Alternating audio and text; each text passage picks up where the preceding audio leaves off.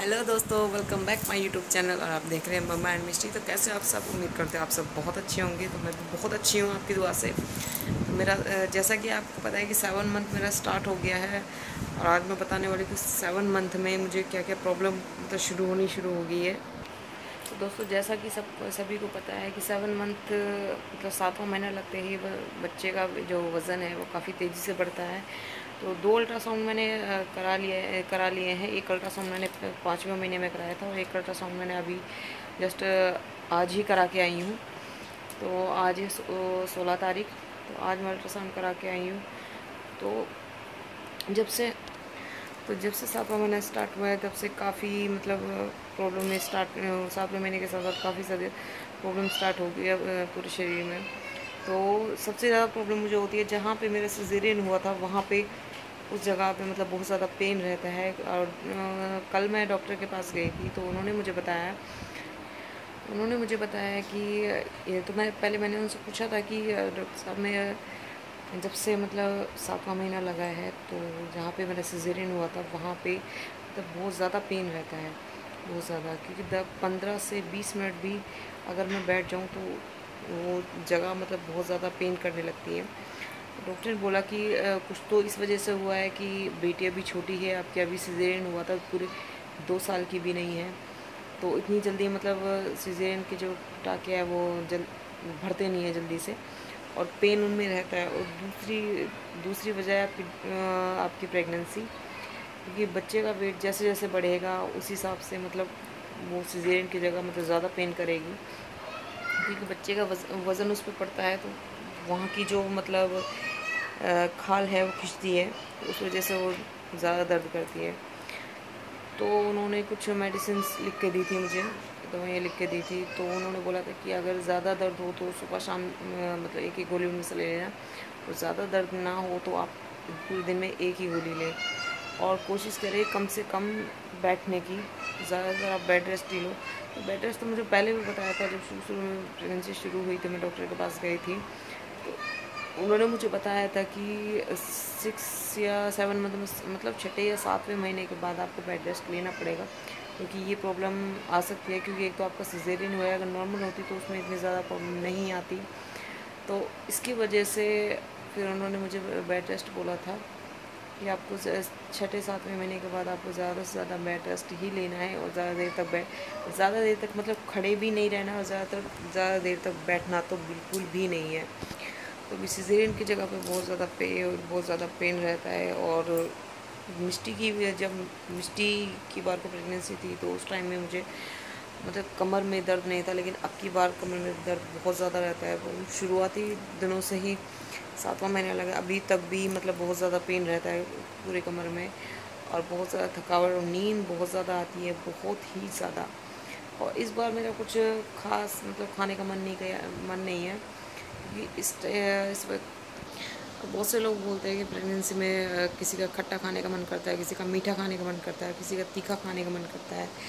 तो मेरे साथ ऐसा कुछ नहीं है, मैं सारी चीज़ें ही खा रही हूँ, खट्टा मीठा तीखा मतलब सब कुछ। तो ऐसा कुछ मतलब एक ही चीज़ पे मन नहीं अटका है कि भाई हाँ मुझे मीठा खाना है तो मीठा ही खाना है। मैं ज़्यादा अनलिमिटेड मीठा भी नहीं खा रही और ज़्यादा अनलिमिटेड चटपटा भी नहीं खा रही, मतलब सब कुछ बराबर खा रही हूँ, फ्रूट्स भी। और ठीक है, बट हाँ ये फ़र्क है पिछली प्रेगनेंसी और अभी प्रेगनेंसी में कि पिछली बार मैंने जंक फूड बहुत खाए थे, चाउमीन बर्गर वगैरह। कोई ऐसा दिन गया होगा जिस दिन मैंने नहीं खाए, वो मोस्टली रोज़ ही खाए थे डेली में।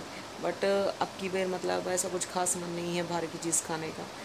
तो अभी तो मैं इस बार मैं ज़्यादातर फल फ्रूट और घर का खाना ही खा रही हूँ ज़्यादातर। तो बाहर का तो जंक फूड बहुत ही कम खाती हूँ, कभी कभी खाती हूँ, मतलब हफ्ते में एक बार हो गया, 15 दिन में एक बार मतलब खा लिया। तो ज़्यादा मन, लेकिन मिष्टी की बार को मतलब ऐसे मन करता था कि जैसे मिष्टी के बार को ऐसा मन करता था कि बाहर का जो जंक फूड जो भी मतलब घर में कोई भी लेके आता था, हस्बैंड या फिर सास या फिर दीदी मंगाती थी कुछ भी, तो वो अगर कुछ भी अगर 20 रुपये की चीज़ मंगाई तो वो भी देख के ऐसा मन करता था कि नहीं यार थोड़ी और होनी चाहिए थी, और होनी चाहिए थी। तो इतने में पेट नहीं भरेगा है। तो मतलब बहुत ज़्यादा खाने का मन करता, लेकिन इस बार इतना कुछ खाने का मन नहीं आया। मतलब इस बार ये है कि बस खाली टेस्ट कर लिया बस उससे ज़्यादा नहीं।